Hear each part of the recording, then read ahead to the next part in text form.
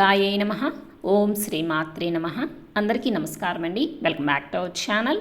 ఈరోజు ఈ వీడియోలో 2025వ సంవత్సరంలో దసరా శరన్నవరాత్రుల్లో నవరాత్రి 6వ రోజు అనగా సెప్టెంబర్ 27వ తేదీ శనివారం రోజున అమ్మవారిని ఏ రూపంలో పూజించుకోవాలి, ఏ నైవేద్యాలను సమర్పించాలి, ఏ రంగు చీరను ధరింపచేయాలి, ఈ రోజున చేయవలసిన దానం ఏమిటి, అమ్మవారిని పూజించడం వల్ల కలిగే ఫలితం ఏమిటి, అమ్మవారికి పూజ ఏ సమయంలో చేసుకోవాలి, అమ్మవారి మూలమంత్రం ఏమిటి, అలాగే అమ్మవారి ఆవిర్భావం ఎలా జరిగింది, అమ్మవారి విశిష్టత ఏమిటి, ఇలాంటి మరెన్నో ముఖ్యమైన విషయాల గురించి ఈ వీడియోలో అయితే వివరంగా తెలుసుకుందాము. వీడియోని మీరు ఎక్కడా కూడా స్కిప్ చేయకుండా చివరి వరకు అయితే చూడండి. దేవీ శరన్నవరాత్రుల్లో నవరాత్రి 6వ రోజు అనగా ఆశ్వీజ శుద్ధ పంచమి రోజున విజయవాడలోని శ్రీ కనకదుర్గమ్మ వారు శ్రీ లలితా త్రిపుర సుందరీ దేవిగా భక్తులకు దర్శనమిస్తారు.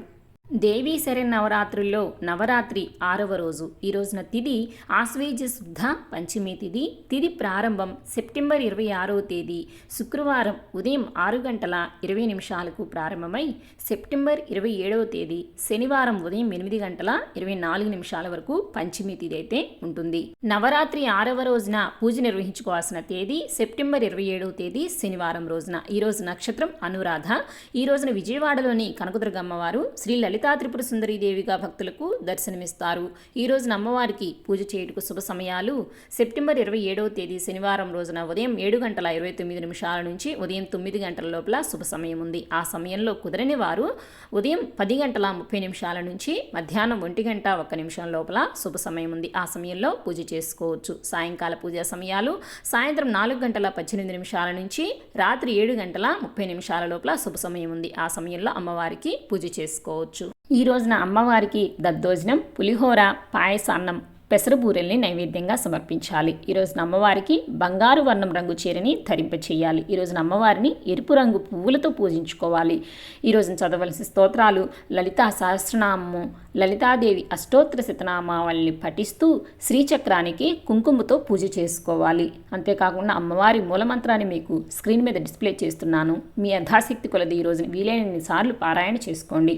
ఈరోజు నిషిద్ధ ఆహారము, ఉసిరి. చేయవలసిన దానాలు అమ్మవారి లలితా సహస్రనామ పుస్తకాలను పంచితే చాలా మంచిది.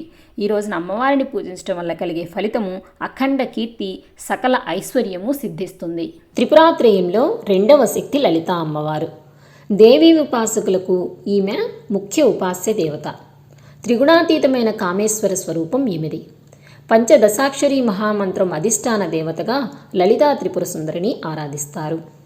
సకల లోకాతీతమైన కోమలత్వం కలిగిన మాతృమూర్తి ఈమె.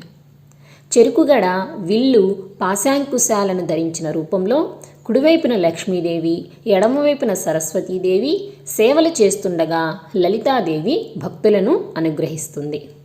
దారిద్ర్య దుఃఖాలను తొలగించి సకల ఐశ్వర్య అభీష్టాలను సిద్ధింపచేస్తుంది. లలితా త్రిపుర సుందరీదేవి విద్యాస్వరూపిణి, సృష్టి స్థితి సంహార రూపిణి. ఈమెను ఎవరైతే కుంకుమతో నిత్యం పూజలు చేస్తారో వారికి మాంగళ్య సౌభాగ్యాన్ని ప్రసాదిస్తుంది. అంతేకాకుండా లలితా అష్టోత్తరంతో ప్రతి నిత్యం కూడా శ్రీచక్రానికి కుంకుమ పూజన చేసుకుంటే ఆ తల్లి మాంగళ్య సౌభాగ్యాన్ని ప్రసాదిస్తుంది.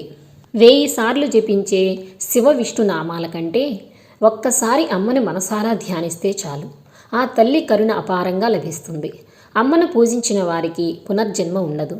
లలితా సహస్రనామాలలోని ఒక్క నామాన్ని స్మరించినా కూడా తల్లి దయను పొందే అవకాశం ఉంటుంది. హిందూ పురాణాల ప్రకారం లలితా త్రిపుర సుందరీదేవి శ్రీచక్రానికి అధిష్టాన దేవతగా ఉంటారు. మరికొన్ని ప్రాంతాలలో స్కందమా రూపంలో అమ్మవారిని కొలుస్తారు.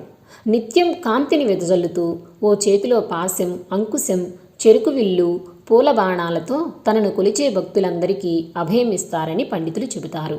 లలితా సహస్రనామాన్ని పఠించిన వారికి దీర్ఘాయువు, వంశం అభివృద్ధి, కోటి జన్మల పాపం కూడా తొలగిపోతుంది అని పురాణాలలో హయగ్రీవుడు వివరించాడు. ఆత్మ, మనసు, శరీరం అనేవి 3 పురాలు. వీటిని త్రిపురాలు అని అంటారు. ఈ 3 పురాలలో ఉండే రాక్షసత్వం తొలగిస్తే అమ్మ సౌందర్యం త్రిపుర సుందరిగా వెలసిల్లుతుంది.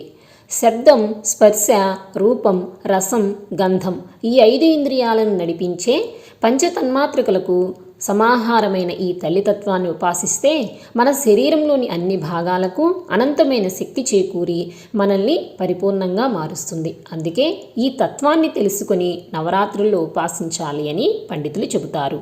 సో ఇదండి ఇవాళ ఈ వీడియో. దేవీ శరన్నవరాత్రుల్లో నవరాత్రి 6వ రోజు గురించి పూర్తి ఇన్ఫర్మేషన్ అయితే నేను షేర్ చేశానండి. అలాగే నెక్స్ట్ వీడియోలో దేవీ శరన్నవరాత్రుల్లో నవరాత్రి 6వ రోజుకు సంబంధించిన అష్టోత్తరము మరియు ప్రసాదం వీడియోనైతే పోస్ట్ చేస్తానండి. ఆ వీడియో లింక్స్ని కూడా మీకు ఈ వీడియో చివర ఎండ్ స్క్రీన్లో మరియు ఐకార్డ్స్లో అయితే పిన్ చేస్తాను. ప్లీజ్ ఒక్కసారి అయితే చెక్ చేసి చూడండి. అలాగే డైలీ కూడా నేను అన్ని నవరాత్రులకు సంబంధించిన 11 రోజులు కదండి ఈసారి నవరాత్రులు, 11 రోజులకు సంబంధించిన అష్టోత్తరాలు అలాగే ప్రసాదం వీడియోలు అన్నీ కూడా నేను డైలీ పోస్ట్ చేస్తూ ఉంటానండి. ఎవరైనా సరే మన ఛానల్ని కొత్తగా చూస్తున్నట్లయితే ప్లీజ్ ఒక్కసారి సబ్స్క్రైబ్ చేసుకొని మన ఛానల్ని ఒకసారి చెక్ చేసి చూడండి. మీకు చాలా యూస్ఫుల్ అయ్యే వీడియోస్ అయితేనే మన ఛానల్లో ఉంటాయండి.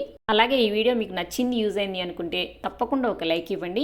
అలాగే మీ ఫ్రెండ్స్ అండ్ ఫ్యామిలీ మెంబర్స్కి షేర్ చేయండి. రానున్న కొత్త వీడియోస్ కోసం మన ఛానల్ అయితే సబ్స్క్రైబ్ చేసుకోండి. పక్కనే ఉన్న బెల్ ఐకాన్ కూడా ఆన్ చేసుకొని పెట్టుకోండి. మరొక మంచి వీడియోతో మళ్ళీ కలుసుకుందాము. సర్వేజన సుఖినో.